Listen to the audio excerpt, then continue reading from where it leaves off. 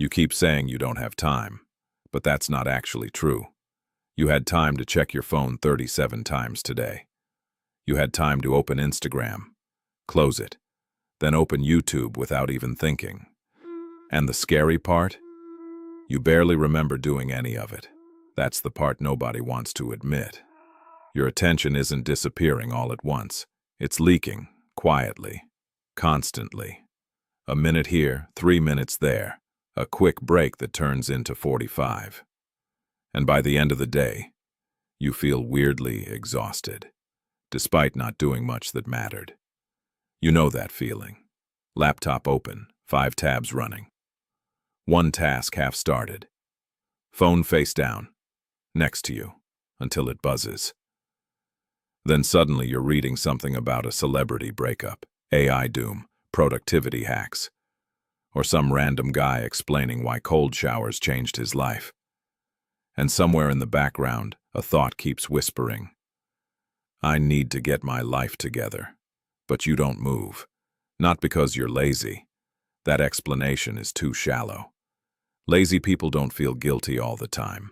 Lazy people don't stay awake at 1:13 a.m. staring at the ceiling, thinking about everything they should be doing. You do, which means something else is happening, and this changes everything. Because the real problem might not be discipline, it might be attention. More specifically, who controls it? You, or everything competing for it. At first this feels harmless. Entertainment feels harmless. Notifications feel harmless. Background noise feels harmless. Music while working, podcasts while walking, videos while eating, scrolling while lying in bed. Constant input, constant stimulation, constant escape. But here's what nobody realizes. When your brain gets used to constant stimulation, silence starts feeling uncomfortable. Stillness feels wrong. Focus feels heavy. Boredom feels unbearable. That sounds dramatic until you test it. Try this. Sit in a room for 5 minutes. No phone, no music, no screen, no distraction. Just you. Notice what happens. For a lot of people, discomfort shows up in seconds. You reach for something. Anything. Phone. Thought. Song. Snack. Open an app. Refresh something. Check something. Connected without intimacy. Entertained without joy. And this is where things start falling apart. Because fragmented attention creates fragmented identity. You stop trusting yourself. Why? Because you keep making promises to yourself and watching yourself break them. I'll focus tonight. You don't. I'll wake up early. You snooze. I'll stop scrolling. You scroll. Again. And again. And eventually something dangerous happens. You stop seeing distraction as behavior. You start seeing it as personality. You tell yourself, maybe I'm not disciplined. Maybe I'm not built for deep work. Maybe this is who I am. No, that's the lie. And this is the part most people miss. You were not designed for this environment. Your brain evolved to notice novelty.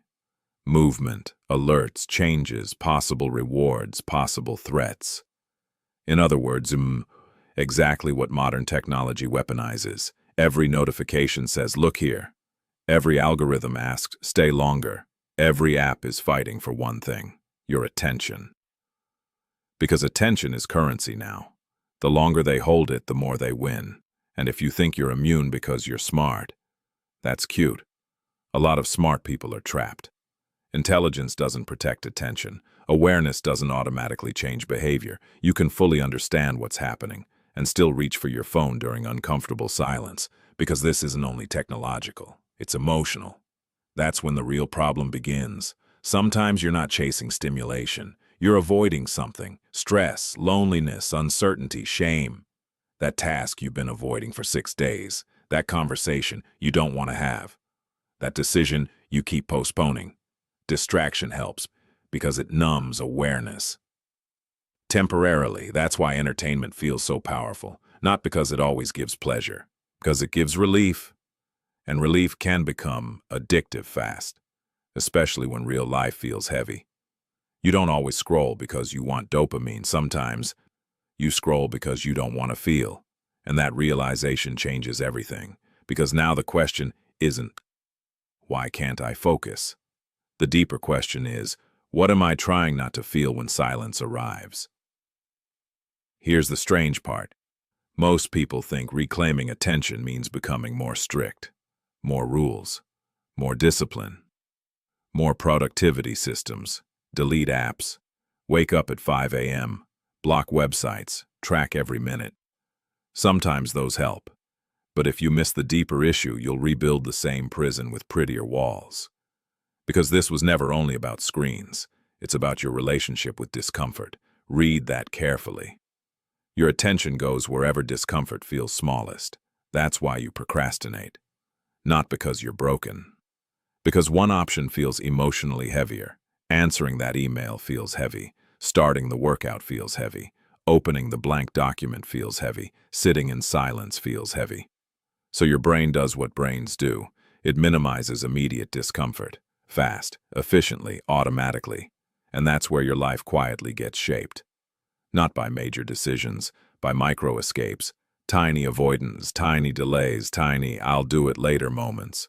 Nobody notices when life changes this way. There's no dramatic collapse, no movie scene, no explosion, just subtle drift. 1 year becomes 2, 2 becomes 5. And one day you look around and feel something unsettling. How did I get here? That question hurts because deep down, you know the answer. You were present enough to suffer, but not present enough to change. And this is the part that stings. You may not even be addicted to entertainment. You might be addicted to escape. Entertainment is only the delivery system. Different people use different tools. Scrolling, gaming, porn, binge watching, constant podcasts, even productive content. Yes, even self-improvement. That one surprises people. But think about it. How many hours have you spent consuming advice? Instead of applying one uncomfortable thing, watching productivity videos can feel productive. Listening to life advice can feel like growth. But sometimes it's sophisticated avoidance. Learning replaces doing. Consumption replaces confrontation. Insight replaces action. And your mind gets tricked. It says, look, we're improving. Are you? Or are you collecting ideas because execution feels threatening? That question lands hard for a reason. Because you probably already know. And this changes everything. Real focus doesn't begin when distractions disappear. Real focus begins when avoidance becomes visible. When you catch the moment, that tiny moment, the exact second discomfort appears. The second before you open another tab. The second before your hand reaches for your phone. The second before your brain says, later. That moment is power. Most people miss it. You don't need to win every hour. You need to notice that second. That's where freedom starts, not in intensity, in awareness. Because once you see the pattern, it becomes harder to unconsciously obey it. You start noticing weird things. You notice how often boredom triggers cravings. You notice how silence surfaces emotions. You notice how exhaustion sometimes isn't physical. It's cognitive overload. Too much input, too little processing, too much consumption, too little presence. Your brain isn't starving for more stimulation. Sometimes it's starving for recovery, stillness, space, quiet. The kind of quiet modern life almost never gives you. And yes, quiet can feel terrifying at first, because silence removes anesthesia. Without noise, you hear yourself. That includes things you've avoided: grief, fear, regret, loneliness, uncertainty. But here's the paradox. The discomfort you avoid through distraction usually grows in avoidance and shrinks in presence. That's the irony. The monster gets smaller when you turn toward it, bigger when you run. So maybe reclaiming attention isn't about forcing yourself into perfect discipline. Maybe it starts with something simpler. Be where you are. When you work, work. When you rest, rest. When you feel discomfort, notice it. Don't instantly anesthetize it. Ask, what am I escaping right now? That question alone can interrupt years of autopilot, because attention is more than focus. It's agency. It's authorship. It's deciding what gets access to your mind. And if you don't decide, something else will. Algorithms, notifications, fear, impulse, avoidance, all of them are happy to decide for you. So no, your attention wasn't stolen in one dramatic moment. It was rented out. Minute by minute. Tap by tap. Scroll by scroll. And the good news? What was given away can be reclaimed. Not overnight, not perfectly, but deliberately. One conscious moment at a time. One uncomfortable pause at a time. One decision to stay present at a time. That's how you come back to yourself. Not through motivation, through awareness, through honesty, through refusing to abandon your own mind every time discomfort appears. And maybe that's what this was really about. Not productivity, not discipline, not optimization, presence. Because a distracted life doesn't only cost output, it costs experience. You can't fully live a life you're barely present in. And maybe that's the thing worth protecting most. Your mind, your attention, your ability to actually be here. Right now, not somewhere else, not escaping. Here. If this felt a little too real, maybe that's the part you shouldn't ignore.